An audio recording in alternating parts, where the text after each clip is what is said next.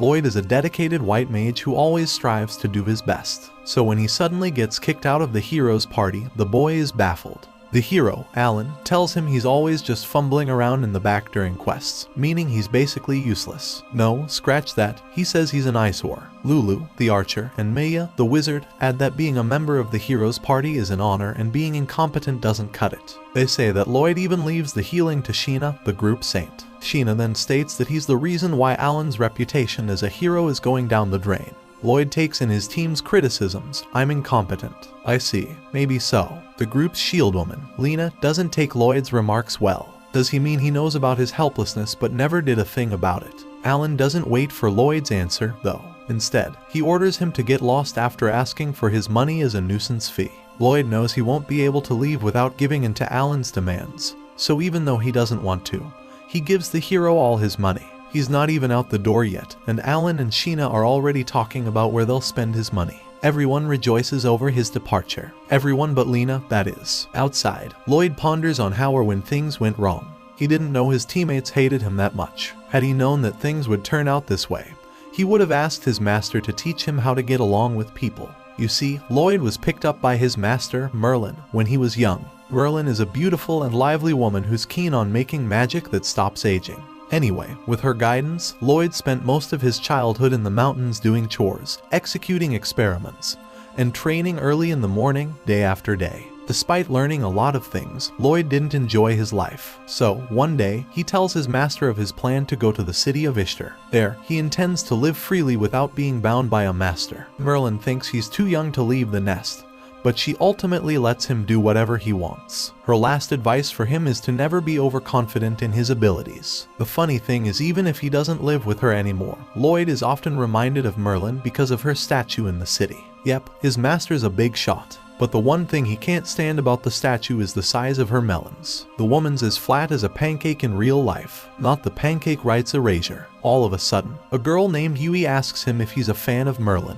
Lloyd tells her he isn't, but she doesn't buy it because she saw how intently he was staring at the statue earlier. She then says she's been searching the city all day for an unaffiliated white mage available tomorrow. White mage, check. Unaffiliated, check. Available tomorrow, double check. Whoever said, fate moves in mysterious ways, is spot on because Lloyd just happens to tick all those boxes. Knowing that her long search is over greatly excites Yui, so she wastes no time and introduces Lloyd to her party. But somehow, even though he meets the criteria, the party members are still hesitant to let Lloyd join their quest. Cross, the archer, thinks it would be impossible to accomplish a rank quest without their resident white mage. Because of that, he believes it would be simply better not to accept the quest. Unfortunately, Dagas, the shieldman, and Silica, the wizard, agree with him. Frankly, Lloyd didn't agree to join the party in the first place. However, before he can clarify that, Yui reiterates that declining the client's request means refusing to help someone in need. Hearing the party's predicament gets Lloyd thinking. A quest's rank gets higher the more people fail at accomplishing it. That said, the reward paid by the client is proportionate to the level of the request. Lloyd suggests giving the quest to other parties, but they say they can't do that because of the rank limit. Apparently, they're an S-rank party,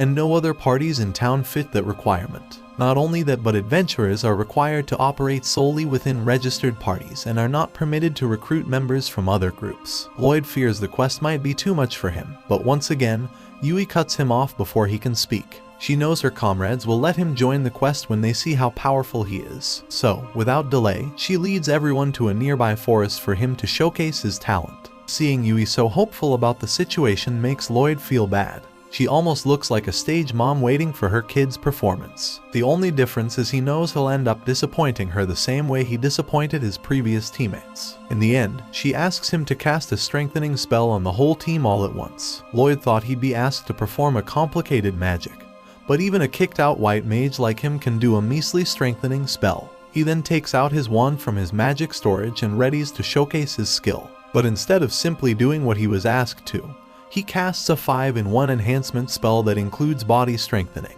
enhanced defense, enhanced magic power, reduced mana consumption, and status resistance. Surely, they'd be impressed with that. For some reason, the team seems more interested in how Lloyd magically took out his wand than the magic he had casted. So, he asks them what they think about the enhancement spell. The question takes the group aback. They hadn't even noticed that the magic was already done. Yui then takes on the role of testing out Lloyd's magic. She brandishes her sword, and in one swift move, she cuts a giant tree in half. She doesn't even break a sweat in doing so. Everyone is so impressed at the spell's effect that it renders them speechless. How can one spell have that effect? On the other hand, Lloyd thinks the party is silent because of how disappointed they are with his skill. He takes this as a sign of rejection, so he starts to leave. However, Yui says something that stops him in his tracks. Would you like to officially join our party? Lloyd tells everyone about how he was kicked out of his former group because of his inadequacy after that. The heroes party is led by Alan, who is one of the 4 heroes in the world, so his party is pretty well known. Now that everyone knows his story, he asks the group where their resident white mage is. He also notes that if he is to help them with just one quest, he doesn't need to officially join the party. The party's mood suddenly turns glum at the mention of Crumb, their white mage. Yui says that Crumb used to work as an adventurer every day while also taking care of her sick sister. Because of that, she easily got in bad shape from fatigue. The group suggested she leave the party so she could take better care of herself. However, she declined out of concern for inconveniencing everyone. To ease her worries, Yui and the others have been looking for her replacement. Lloyd thinks long and hard about the situation, but in the end, he agrees to join the party. Everyone, especially Yui, is ecstatic to hear his decision. They can't believe someone as powerful as him is joining their team. And as soon as they shake hands on it, the group plans for his welcome party. Lloyd has been through so much this day. He was kicked out from one group and swiftly got accepted to another. This time, though, he plans to hang on to the new people around him longer. That night, the gang spends their night in a bar celebrating Lloyd's decision to join them. The best part is he doesn't even need to pay anything because it's the group's treat. Their table is filled with booze and good food, yet he doesn't drink a sip. The others try to persuade him to drink, but Lloyd's lovely first encounter with liquor still has a chokehold on him. You see, 2 years ago, Merlin celebrated his coming of age by forcing him to drink. He got so drunk that he ended up throwing up until the next day. Lloyd also tells the others about his master upon Yui's inquiry. He doesn't tell them Merlin's name, but he clarifies that she isn't a white mage like him. If anything, she falls into the offensive magic category. And when Silica expresses interest in his master, Lloyd immediately cuts her off. Did she not hear the alcohol story just now? Anywho, the group then talks about their strategy for their quest after that. The leader, Yui, starts the discussion, but Douglas quickly takes over since he's better at explanations. The request is about taking down a pack of high wolves destroying a plantation. These particular beasts are known to live in groups in the forest and hunt other animals in order to survive. The plantation only grows vegetables, so it's a mystery why carnivorous beasts are destroying it. And because of the huge number of wolves, the quest's difficulty is at an all-time high. The group can depend on Silica for wide-range magic attacks, however, doing so consumes a lot of mana, which can be challenging. As for Lloyd, he's a white mage, meaning he can't generate much firepower, so it will be better for him to use support magic. Silica then smiles at him and expresses how much she's looking forward to his support, but Lloyd shyly tells her not to get her hopes up. At this point, Yui has spent enough time with Lloyd to notice that he doesn't have much confidence in himself. For Cross, though, being humble is much better than putting on airs because they think they're strong. Going back to their strategy, Douglas says he and Yui will distract the wolves, then Silica will strike them once they're gathered in one place. Cross will ensure Silica and Lloyd are protected, while Lloyd will provide support and aid in recovery efforts. Yui suggests they drink their hearts out now that the plan is done and decided. But Douglas drags her out, saying they must prepare for tomorrow's quest. Remember how Lloyd handed over all of his money to Alan earlier? Well, because of that, he can't afford to stay with the others at the inn tonight. Fortunately, Douglas quickly picks up on his dilemma and lends him some money. Then, with a wink, he says, "Don't worry, I'll be sure to deduct it from your reward." As they walk to the inn, Lloyd can't help but feel warm, knowing his new party is packed with the kindest people. Meanwhile, the heroes' party is having a hard time defeating a group of golems. Alan holds his ground, but the monsters are much too strong. In fact, Lulu's arrows don't even damage it in the slightest. These golems used to be a piece of cake for them not too long ago, so the fact they can't win means that something's wrong. Alan won't go down without a fight, though. There's no way the heroes' party will lose to a bunch of measly golems. He brandishes his sword and charges at the monster with all his might. For a minute, he thought his attack had worked, however, he couldn't have been more wrong. Upon close inspection, he sees a wolf behind the golem. The wolf runs past Alan and lunges at Lena, and although she successfully evades a fatal attack, the beast ultimately bites off her left hand. The others can only stare in horror at the bloody scene. Alan quickly carries Lena to safety and orders Sheena to heal her. Yes, it's not too late. As long as they have Sheena's healing powers, they have a chance at winning. Or at least, that's what they thought. For some reason, Lena's hand isn't regenerating even after Sheena healed her. It's at this point that Lulu suggests they retreat. As much as Alan doesn't want to admit it, Lulu's right. They can't win this battle. So, with a heavy heart, he leads the group out of the goblin's den. Gradually, word spread throughout the kingdom that Alan and his party failed in their quest and fled the scene. The next morning, Yui and the others ask Lloyd to keep their stuff in his magic storage. They can't believe such a convenient thing even exists. It'll take a few days by foot to get to their destination, so it's a huge help to not have to carry their heavy bags. Before leaving, Lloyd promises to teach his teammates how to do storage magic next time. This, of course, makes everyone excited. With that out of the way, the party heads to the plantation. The group arrives at their encampment point early, thanks to the convenience of not having to carry any of their stuff. Now, next on their agenda is to get the fire going. Lloyd and Douglas are in charge of looking for materials, while Cross watches over their camp. The girls, on the other hand, head to the river to take a bath. And as a precaution, everyone is given a flare gun in case anything happens. Lloyd stores all the branches he collects in his storage. Truthfully, he has already gathered a lot, but he takes some more just in case. Just then, he sees a familiar tree. He climbs on it to confirm his suspicion, and just as he thought, it's the same fruit tree as the one near his master's house. Its fruits are not only sweet but also highly nutritious. He grabs some to bring back to his mates, but when he stands to reach one, the branch he's standing on gives in. The next thing he knows, he's soaking wet. Phew, thank God the river below the tree saved him. Wait, river? Oh, it's the same river Silica and Yui are bathing in. The girls, clothed in nothing but their birthday suits, stare at Lloyd in terror and embarrassment as they try to cover their privates with their dainty little hands. Lloyd tries to explain himself, but Yui's fist is faster. Poor boy got sucker punched before he could even finish his sentence. The three head to the camp after that. Instead of telling the others about the river fiasco, Yui tells them they simply ran into each other on their way back. Fortunately, Lloyd was able to clear the incident once Yui had calmed down. With the fire ready, the party talks about who will keep watch for the night. Yui asks Lloyd if he'd like to do the first watch with her, to which he agrees. That's when it hit him. Maybe she wants to keep an eye on him to ensure he doesn't do anything strange or naughty while everyone's asleep. But, of course, that's not the case at all. As everyone sleeps that night, Yui takes the opportunity to apologize to Lloyd. She got him involved in an unreasonable quest during a difficult time in his life, too. Lloyd then asks her why she's so obsessed with the quest anyway. Although she attempts to brush the question off with a laugh, the sadness in Yui's eyes is unmistakable. She goes on to say that the quest reminds her a lot of what happened to her hometown. You see, her village was suddenly attacked by a pack of monsters. In a blink of an eye, her house, her parents, and her village were all taken away from her. Everyone except her died that day. Maybe she would have died, too, if she was found an hour later. Having said that, she knew she had to help when she heard that a pack of monsters was wreaking havoc. Besides, once the plantation ran out of food, the nearby villages would be in trouble. All of a sudden, the two hear something move behind them. When they turn to see what it is, they are met with a massive spider monster called Pollark. It'll be difficult to defeat the Pollark with just two people, so Yui instructs Lloyd to go and get the others while she buys time.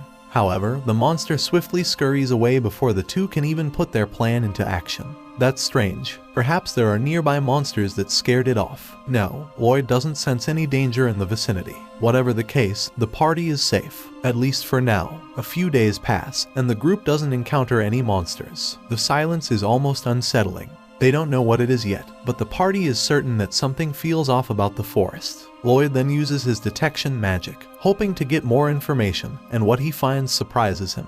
There's a massive group of monsters gathering about 10 kilometers from their location. The others can't see or sense it, but Lloyd is sure of his information. Your boy's got magic echolocation. Once again, Lloyd's abilities leave his new friends in awe. Just as when they thought they knew everything he could do, bam. Detection magic. Can he get any more impressive? As it turns out, the location of the group of monsters is the plantation. While it's true that the massive number of high wolves is bizarre, what Lloyd mulls over is the absence of other monsters. There are no other monsters aside from this place, so where did all the other monsters go? There's no sign of struggle in the forest, and even the stronger monsters are nowhere in sight. This only implies the other monsters vanished without a fight. Unfortunately, the owner of the plantation is at his son's house after being injured, which means there's no way for Lloyd to know how this situation happened. Suddenly, Cross exclaims and points to a huge black stone in the middle of where the High Wolves are gathered. The rest of the party can't see what he's talking about, so Lloyd uses his vision enhancement magic on himself and the others. And just as Cross said, there's a huge stone that radiates an eerie mana in the field. Right off the bat, Lloyd knows that the mana belongs to beastmen. He has learned from Merlin that some beastmen are capable of rare magic that allows them to control other monsters. Just then, Lloyd senses a separate pack of monsters heading their way. He doesn't know where they have been hiding, but the one thing he's sure of is they've been set up by someone. The horde heading toward the party is made up of a bunch of different monster species. As for its size, it's a mob of more than a few thousand. The sheer number of monsters throws the group into bewilderment. As for Lloyd, he wonders whether there's someone trying to get them to stay away from Ishtar. Whoever they are, they made a request that only an S-rank party can accomplish. As much as Lloyd doesn't want to admit it, fleeing the scene isn't an option for them. Even if they do run away, the monsters will surely be able to track them by their scent. They might even end up fighting in a town that could potentially cause harm to civilians. At this point, there's only one option for the party to do: fight. The team is naturally hesitant about facing the horde. How are the 5 of them supposed to take on thousands of monsters? Thankfully, Lloyd has a plan. The first thing they have to do if they want to have a chance at winning is get rid of the mana stone in the middle. And though Cross is certain he can hit it with his arrow, he isn't sure whether he can break it. But what's a white mage for if not to support? Lloyd bestows Cross his enhancement magic as he aims for the target, and in one swift shot, he breaks the mana stone. Once again, Cross is amazed at how effective Lloyd's support magic is. As for Lloyd, he doesn't think that what he did is that impressive. He just casted enhancement magic on Cross, his bow, and his arrow. Isn't it natural for a white mage to be able to do that much? Besides, using a single shot to hit a target at such a distance only means that Cross is naturally strong. His level may even be higher than that of Lulu's. All of a sudden, Yui notices that the High Wolves are fighting each other. As per Lloyd, the magic that was binding the wolves was dispelled the moment Cross destroyed the mana stone. But just because the wolves are taken care of doesn't mean the party's in the clear. The group of monsters heading their way is much more difficult to handle. Unlike the High Wolves, the horde doesn't have one sole weakness like the mana stone. The only upside is there aren't any powerful monsters in it. Lloyd thinks long and hard about the situation until he eventually comes up with a plan. He asks Silica what elemental magic she uses, to which she says fire, water, earth, and wind. Next, he confirms the number of arrows Cross still has, ensuring he has enough. The party is still uncertain about engaging in combat with the approaching monsters. However, they have no other option but to trust Lloyd's plan and hope it will succeed. With Silica and Lloyd in the lead, the group heads down to the field. The horde of monsters appears a few moments later, but for some reason, Lloyd doesn't signal Silica to attack. The monsters are nearing by the second, but still, Lloyd waits for the right moment. He waits and waits until finally, he gives Silica the go signal. Firestorm.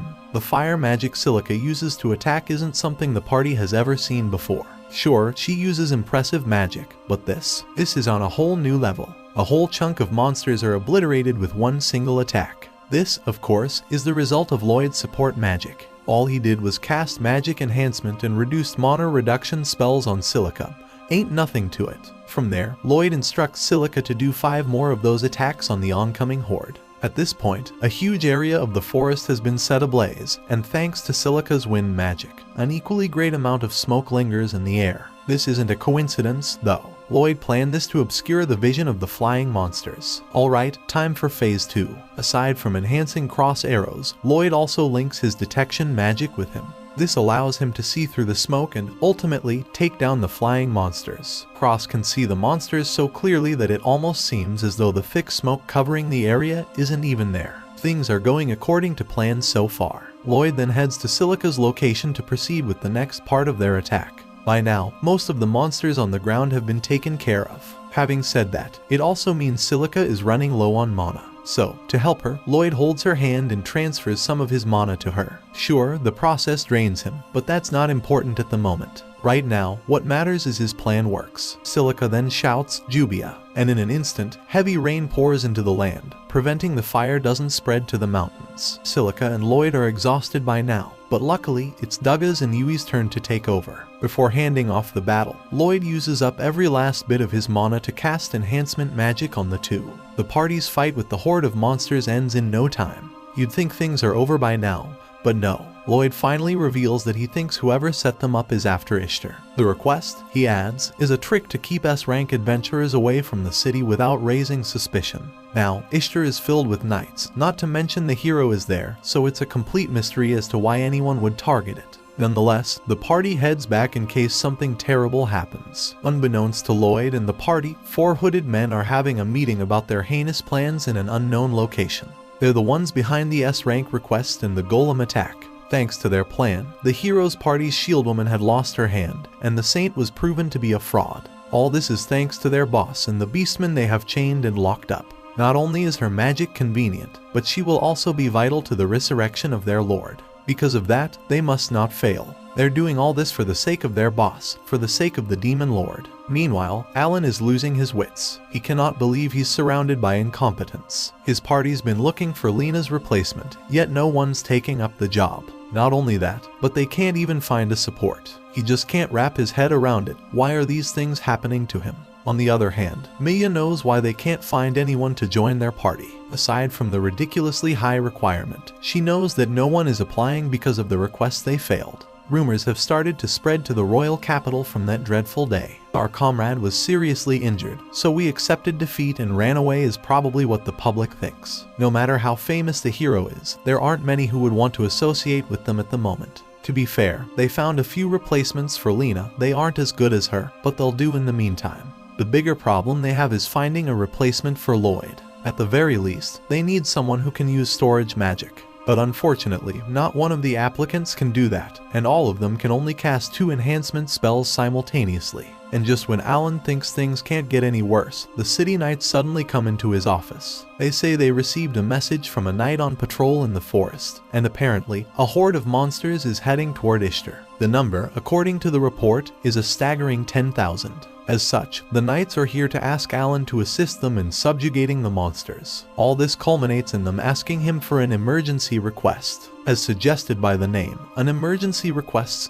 are made by the order of the knights in times of emergency. Essentially, the hero's party is obligated to accept it, and if it's declined without a valid reason, Alan will be stripped of his title. The knights wait outside as Alan and the girls talk things through. According to Sheena, aside from being stripped of his title, Alan will also receive backlash from the public if he rejects the request because his funding comes from the country's taxes. Alan doesn't have any plans of cowering away, though. Instead, he wants to make up for their failed quest by accepting this request. Furthermore, the city's fate hangs in the balance. If they end up being successful, not only will their failure be forgotten, but Alan's reputation as a hero will also skyrocket. The girls are uneasy, yet Alan is certain of what he wants. With that, he orders the others to get ready to exterminate the monsters. We'll take the center stage and show the people that I'm the strongest. At the same time, Lloyd and his new party waste no time heading back to Ishtar. On their way, all the others can do is praise Lloyd for his skills. With their magic, they can do anything.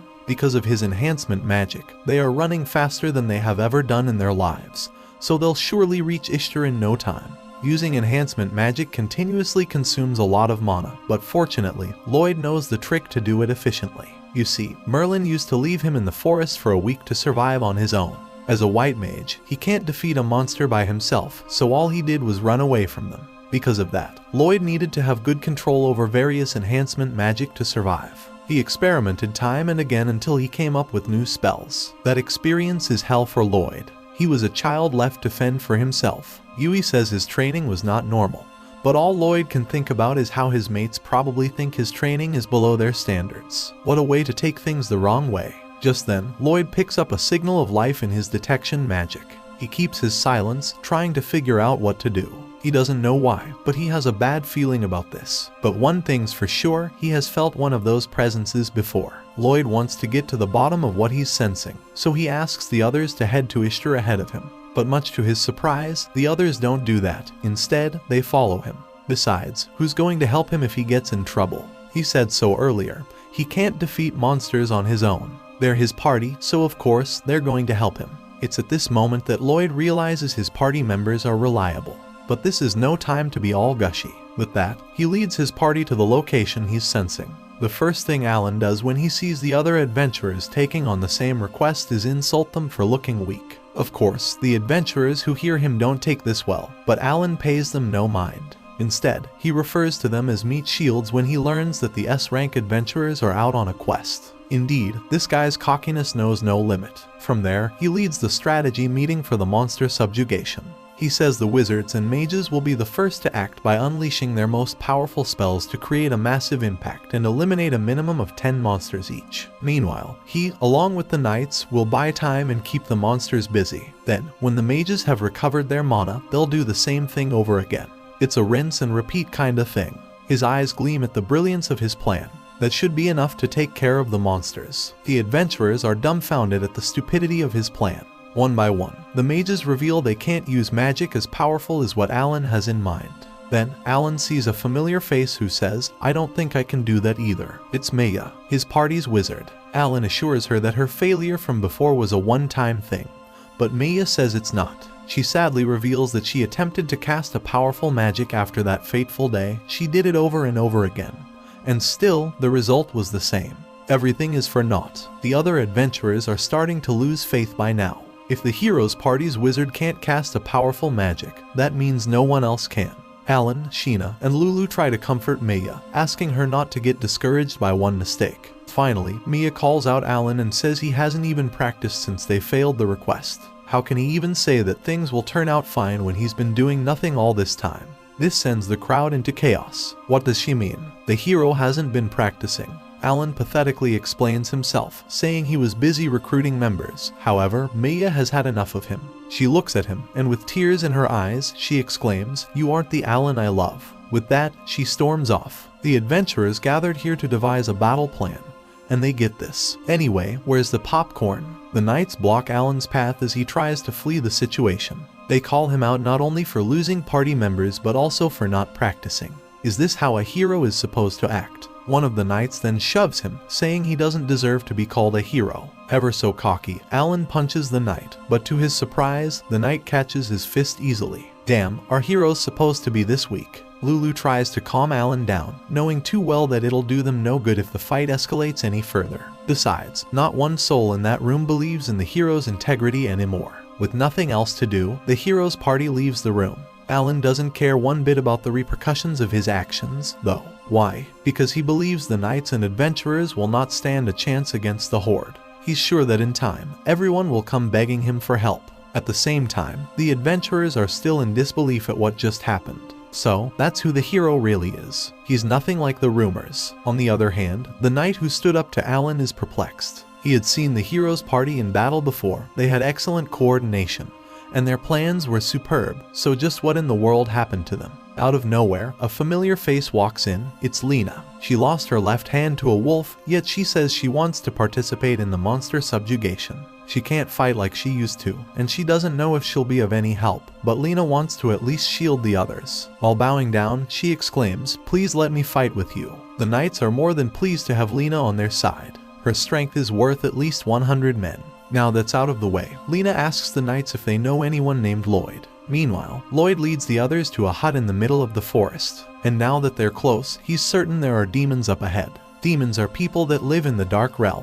During the era when the Demon King ruled, the Dark Realm waged a war of conquest against the Fulan Kingdom, the Forest Kingdom, and the Holy Kingdom. As a result, demons are still banned from entering the three great powers. At any rate, everyone is baffled at the presence of the demons. Did they crawl in from somewhere? Moreover, if they want to get to the bottom of things, they must go into the hut. Lloyd knows that things could get dangerous. However, the closer they get to it, the more he feels the same energy and mana that he sensed from the black stone from earlier. It probably has something to do with the horde of monsters that attacked them. If whoever is behind this is targeting Ishtar, they need to check the hut, no matter how dangerous. Ultimately, Yui gives the go signal for the party to dig deeper. If the bad guys are after their city, they can't overlook them. Who knows, maybe they'll find some clues about the demons while searching the area. Simultaneously, 4 hooded men are talking about the impending attack of monsters on Ishtar. One of them is about to discuss the next phase when the ceiling suddenly collapses. Who would have thought that the demons were hiding underground?